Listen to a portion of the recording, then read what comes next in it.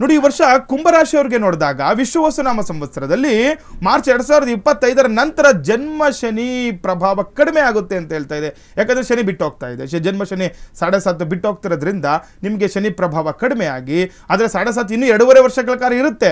ಆದರೆ ಸ್ವಲ್ಪ ಜಾಗೃತರಾಗಿ ಕೆಲಸ ಕಾರ್ಯಗಳು ಮಾಡ್ಕೊಳ್ಳಿ. ನಂತರ ಗುರು ಮಿಥುನ ರಾಶಿಗೆ ಬದಲಾವಣೆಯಿಂದ ಪಂಚಮ ಗುರು ಬಲ ಪ್ರಾಪ್ತಿಯಾಗುವಂಥದ್ದು. ಅಂದರೆ 5ನೇ ಮನೆಯಲ್ಲಿ ಗುರು ಇರ್ತಾನೆ, ಗುರು ಬಲದಿಂದ ಇದರಿಂದ ಏನಾಗುತ್ತೆ, ಕುಂಭರಾಶಿಯವರಿಗೆ ಹಣಕಾಸಿನಲ್ಲಿ ಪ್ರಗತಿ ಕಾಣುವಂಥದ್ದು. ನೋಡಿ, ಈಗ 5 ವರ್ಷಗಳು ತುಂಬ ಕಷ್ಟ ಅನುಭವಿಸ್ತಿರ್ತಾರೆ ಯಾರು ಶನಿಯಿಂದ.